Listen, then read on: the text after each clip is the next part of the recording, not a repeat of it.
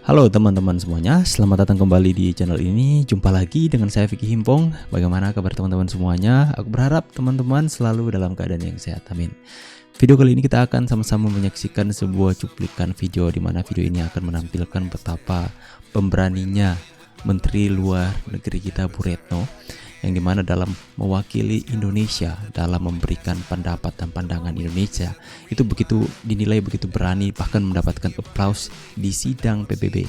Jadi begitu tegas dan berani menyampaikan pendapatnya di depan Israel. Ini benar-benar hal yang memerlukan suatu keberanian yang sangat kuat ya, karena di sidang PBB guys, dan menyampaikan pendapat yang mungkin berseberangan dari apa yang menjadi pemikiran dari Israel. Mungkin memberikan pendapat atau pandangan untuk memberikan pernyataan untuk segera mendesak berhenti menyerang Gaza dan sebagainya. Kita akan sama-sama melihat pemberitaannya. Link original video saya sertakan di deskripsi. Dan buat teman-teman semua yang baru ada di channel ini, jangan lupa tekan tombol subscribe, nyalakan bel notifikasinya supaya kalian semua tidak ketinggalan berita yang diupdate di channel ini. Tanpa perlu banyak basa-basi, kita akan segera membahas videonya. Let's go guys.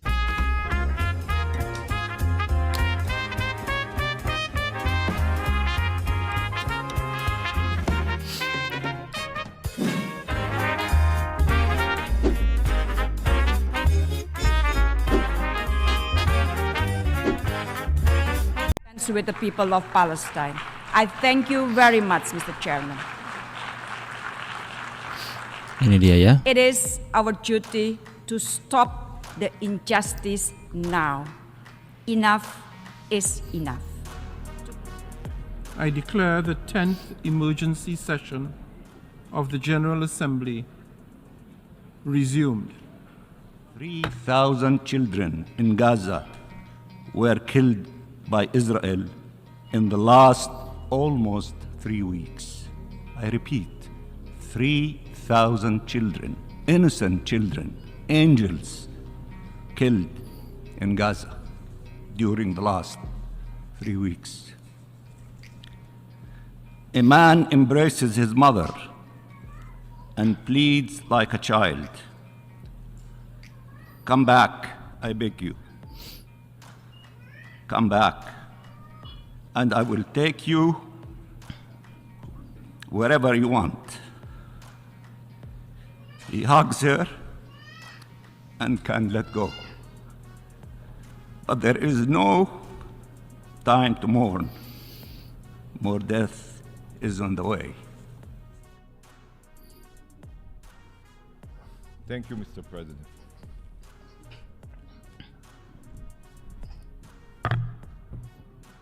I now give the floor. With Palestinians and Israelis. Thank you. I thank the Honorable Minister of Foreign Affairs of Luxembourg. The key pillars of the Palestinian National Project. Thank you very much, Mr. President. I thank the Honorable Minister for Foreign Affairs and National Community. And we urge all member states present here to consider doing the same. Thank you. I thank the Honorable Minister of Foreign Affairs. Saya pidato yang mendapat banyak aplaus dan pejabat Presiden Majelis Umum PBB senyum padanya. Excellency Bubretno Lestrani Prausandri Masudi, Your Excellency, Minister of Foreign Affairs of Indonesia, Your Excellency.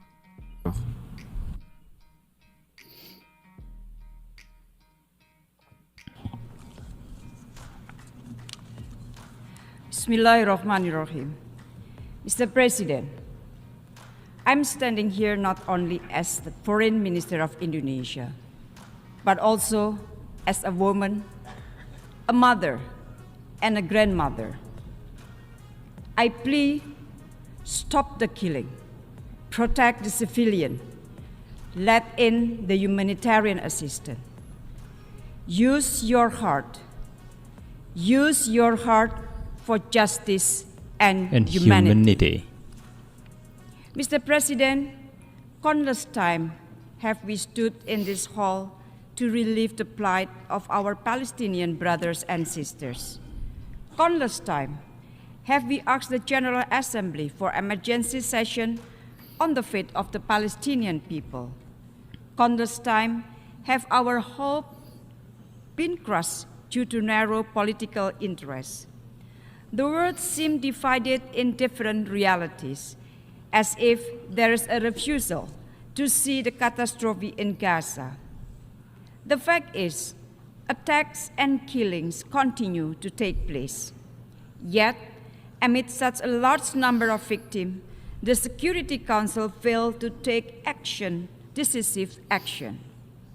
2 days ago, we reminded the Security Council of their moral obligation to save the lives of innocent people. Bring humanity back in the Security Council, and humanity must come first. Mr. President, my presence here today is to defend justice and humanity. To defend justice and humanity. Indonesia condemns, in the strongest term, Israel's violence against Palestinians, against hospitals and places of worship in Gaza. Indiscriminate killings, kidnapping, and collective punishment of civilians must also be condemned because it is inhuman and against international law. This session must rise to the occasion where the Security Council failed to do so.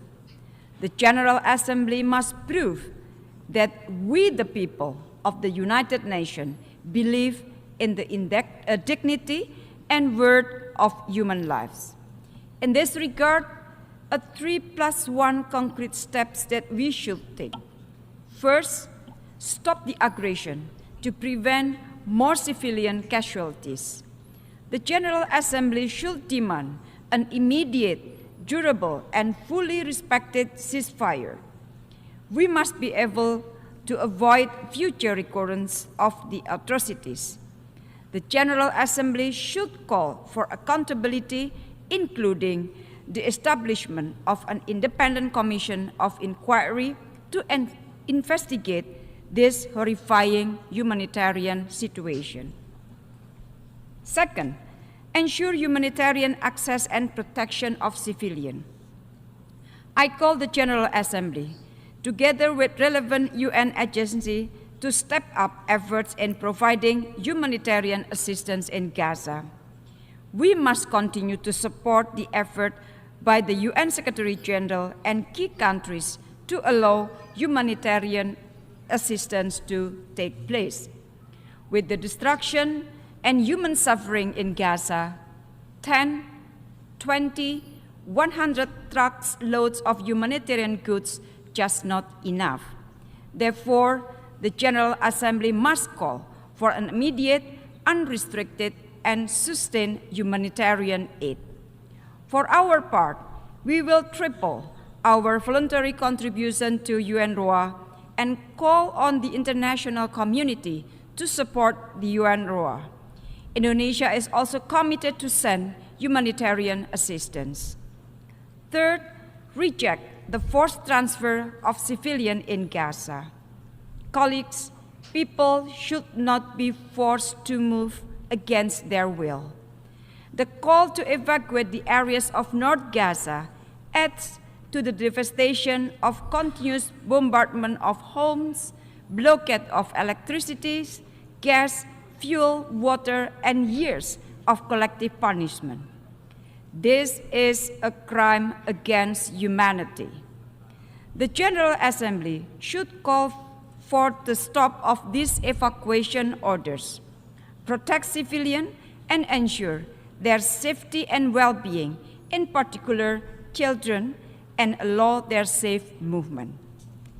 Mr. President, my final point, there will be no peace until we solve the root causes of the conflict. There will be no peace until we solve the root causes of the conflict. Resumption of the peace process to realizing the two-state solution is a must. We must stop the systematic effort of the occupying power that may leave nothing left to be negotiated or no one left to negotiate with. We must not allow the Palestinians to have no other choice but to accept injustice for the rest of their lives. It is our duty to stop the injustice now. Right now. Enough is enough. To conclude, if you care about humanity, use your heart to vote yes to the resolution. Indonesia stands with the people of Palestine. I thank you very much, Mr. Chairman. Atur nuwun. Wow. I thank the Honorable Minister of Foreign Affairs of Indonesia. I now give the floor to the Honorable Minister of Foreign Affairs and National Community Abroad of Algeria, His Excellency. Oke, jadi teman-teman bisa mendengarkan bahwa ya Bubretno memang benar-benar tegas dan berani dalam menyampaikan apa yang menjadi pandangan Indonesia tentang perang antara Palestina dan Israel, dan menunjukkan sikap bahwa Indonesia berdiri dengan Palestina. Ya, memang juga rumit dan sangat untuk perang Israel dan Palestina, karena ini akarnya itu dari nenek moyang. Bahkan di Alkitab tertulis hal ini, dan mungkin ini adalah penggenapan dalam penafsiran di kitab-kitab yang ada ya, dalam kitab orang Yahudi, dalam kitab orang Nasrani juga itu tertulis bahwa suatu saat nanti itu seperti menjelang akhir zaman. Ini sudah dikaitkan lagi dengan akhir zaman, di mana akan ada saatnya di mana Israel akan dikepung oleh negara-negara. Jadi ini bukan saya katakan, tapi penafsiran yang banyak sekali beredar. Mungkin karena hal ini Israel akan dikepung oleh negara-negara semuanya, dan itu seperti menandakan akhir zaman. Wah, ngeri juga ya. Jangan bahas itu deh. Kita beralih ke hal yang lain. Tapi di sini Indonesia berdiri bukan untuk karena seperti yang Bubretno sampaikan, ini soal bagaimana keadilan dan kemanusiaan yang harus ditegakkan. Bagaimana anak-anak itu banyak ribuan yang menjadi korban, banyak yang mendapatkan dampak yang buruk karena perang ini. Tempat-tempat ibadah dihancurkan, dan pasti bukan hanya di Palestina atau Gaza saja yang mendapatkan kerugian. Di Israel pun mendapatkan kerugian yang sama. Masing-masing itu mendapatkan kerugian. Siapa sih kita ini mengarahkan untuk berhenti juga ya? Tapi ya sama-sama kita doakan agar supaya semuanya kembali dengan aman dan damai. Bagaimana pendapat kalian? Tulis di kolom komentar. Saya pamit dulu. See you and God bless. Bye guys.